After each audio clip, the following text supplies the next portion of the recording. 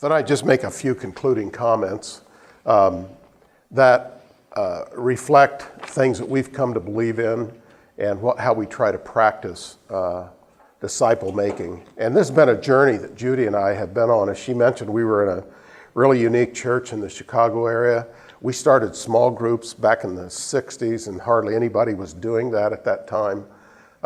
We started this congregation that met in a shopping center, met first in a house. We started with 10 adults, and in about a year and a half, it grew really rapidly to several hundred people, and God was doing marvelous things at that time. And I remember one Sunday morning, I asked people to stand after about a year and a half, and there were probably 200 or 250 people there. And I said, would those of you who have become a Christian through this church stand up? And about 70% of the people stood. And it was this kind of thing that really drove Judy and myself to realize the need for discipleship and training others. And one of the first things I did was begin to get a group of men together and disciple them for eldership, because we were going to need other leaders right away in that church. And God provided a few, and then we've gone on from there. So we all know Matthew 28, go and make disciples throughout the world. And you all know the phrase, disciples are made. They're not born. So there's a making process that goes on. And the big question is, how do we make disciples? And to me, the greatest model that I know of is Jesus' model. He selected 12 men. And his way of making disciples is a profound and a lifelong study. I can tell you that from experience. I don't have all the answers yet. I'm still studying this process that Jesus laid out before us. But I know two things. Number one, he was the founder. He's the one who originated it and established the first church. And how did he do it? By making disciples.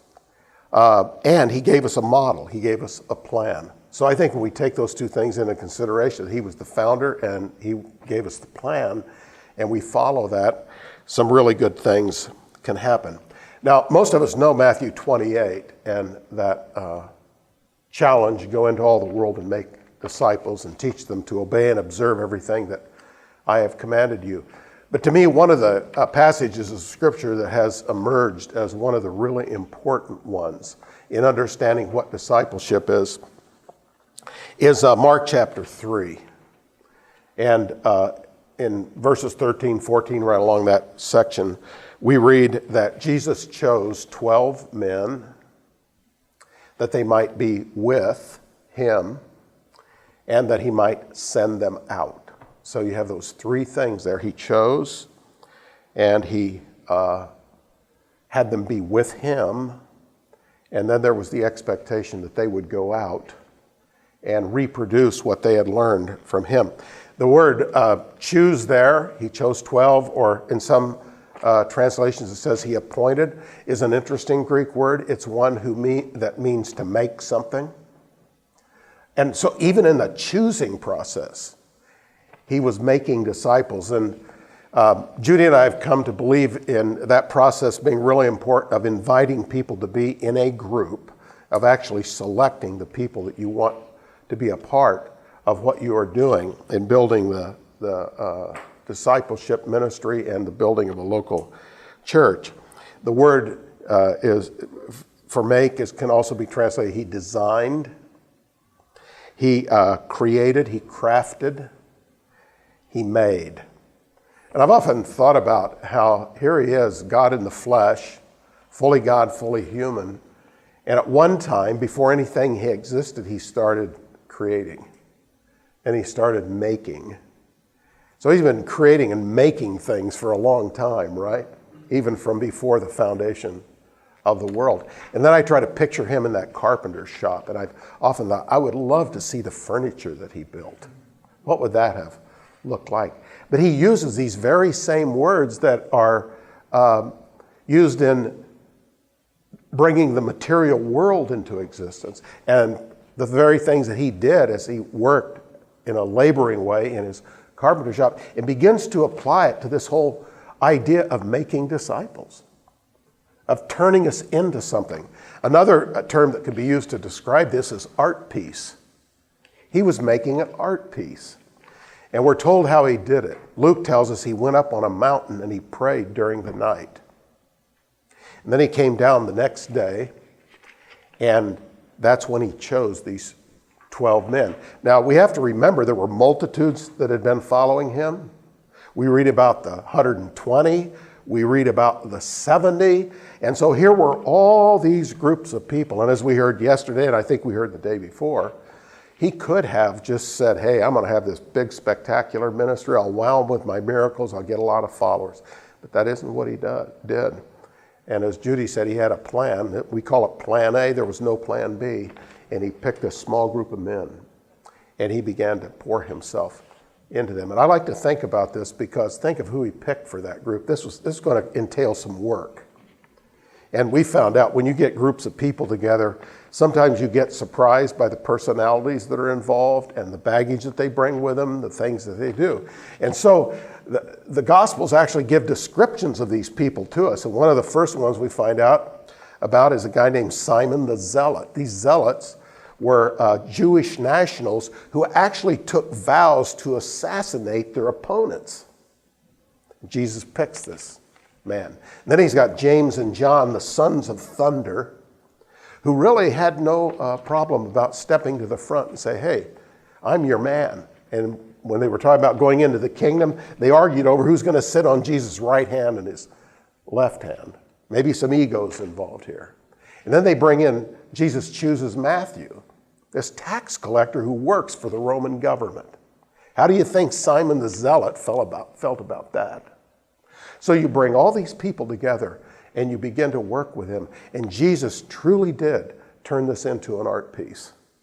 This was his work, molding the lives of these men and teaching them how to love each other and to have unity and how to get along and how to carry this work forward in the world. It's a marvelous, marvelous picture that we have. Jesus is the master disciple maker. And he worked with people. He took them where they were, and some of them had a long journey to take. But he worked with every one of them. He made them a part of his group, and he poured himself into them. So when we read there that Jesus chose, there was some real significance in this choosing process. When we go about choosing people for our groups, there are three qualities basically that we look for. Are they eager? Are they teachable? And are they available? And when I invite men to be a group that I do, and I usually have 6 men in a group, and I also work with them for 2.5 years.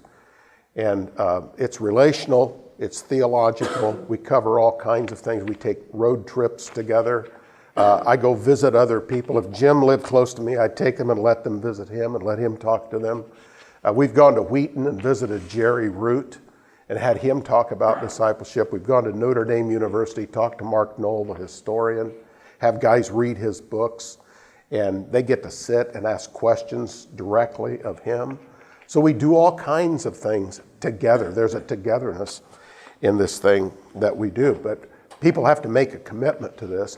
And so I always have them write a letter, if they say yes, as to why they want to be in the group. And then when we meet the first time, we all read our letters. And we go around and we all get to hear each other. And so we get to know each other and we see the passion that people have. So this becomes an important thing. So then we have that second word, that they would be with him. And there is a real challenge to those of us who enter into this enterprise of making disciples. Am I worth being with? Okay. Am I worth being with? So that's a call to me to spend time with Jesus, right? And to develop that relationship.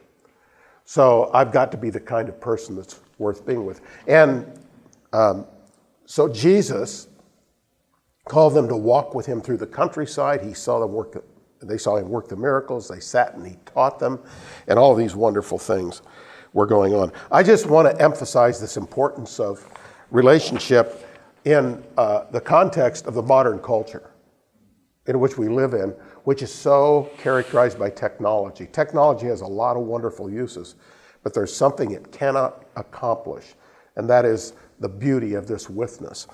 Michael Horton, the theologian, wrote a book called Ordinary. I don't know how many of you have seen it or read it. I read it this past year. It's one of the best books I read this past year. And he has this, I take this out of his book.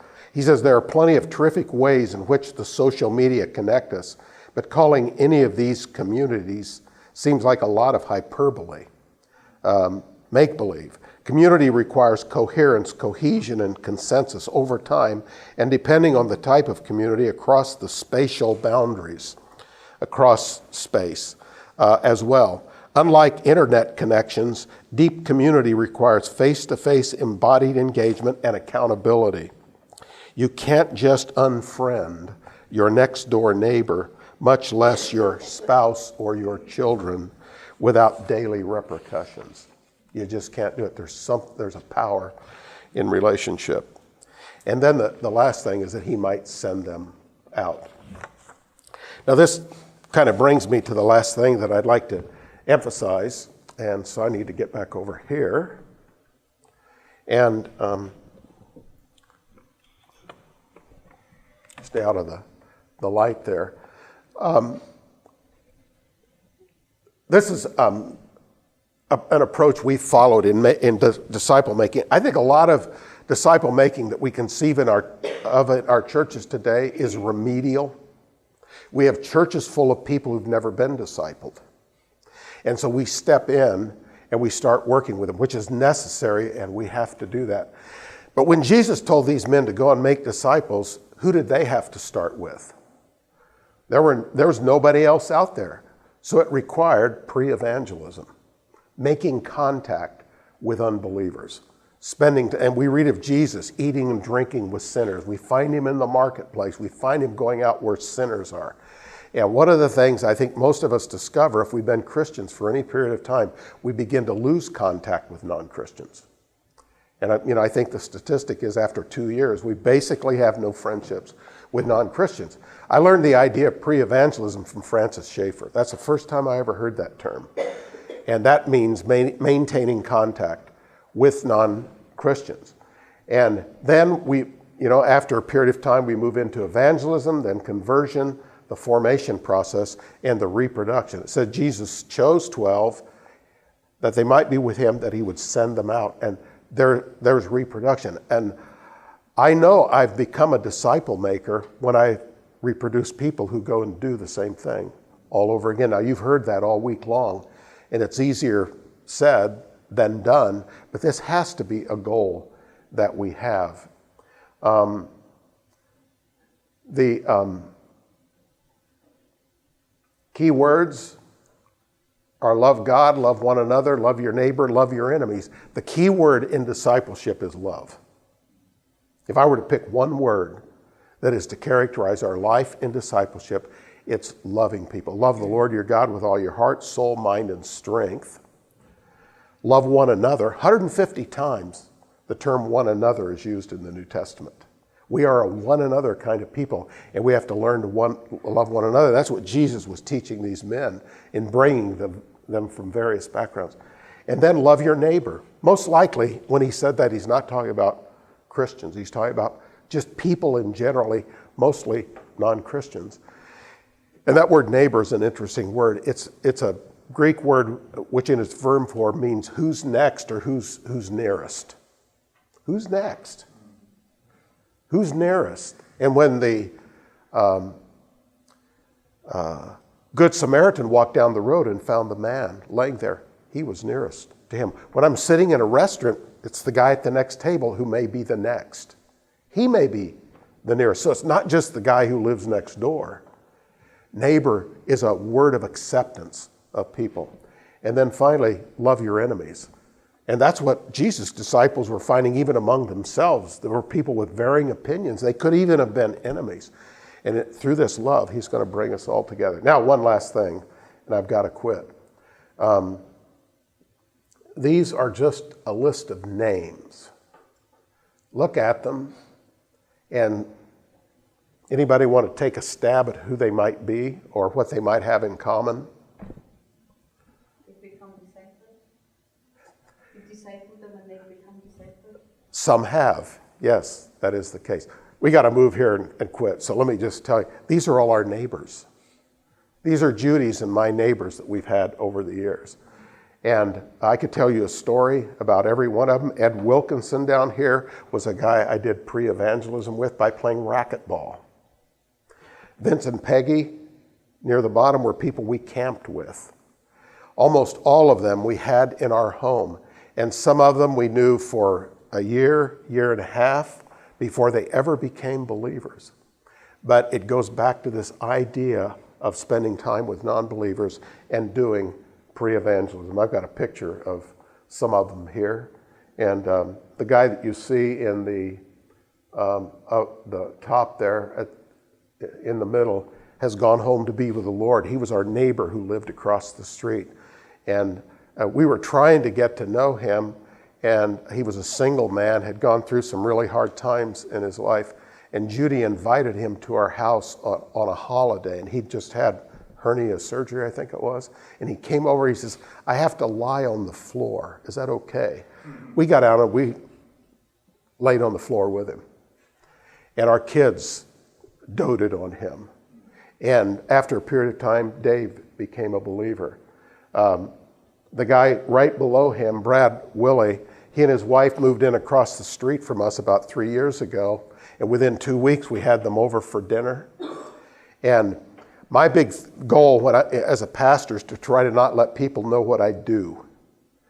And we just asked them questions all night long. They came at about 5:30 or 6, stayed till 10:30 that night. And we had a great time just getting to know each other. And then after it was over, he emailed me on Monday and he said, how about coffee next week? I said, my back porch, 9 o'clock. He was there. And we started talking. Then he started opening up and sharing his story. We get on, he says to me, how about coffee next Saturday? We meet next Saturday on his back porch. And about 8 months later, Brad becomes a believer. And him telling his testimony is a wonderful thing. He spends most of his time now discipling his boys. He has 2 boys, one in college and one in high school. So I just want that idea of pre-evangelism, evangelism, and working down to reproduction, I think is a very important thing to keep in mind. And I would like to see us, I'd give you a project. How would you do pre-evangelism? What are some of the things that you could be doing to make that a reality?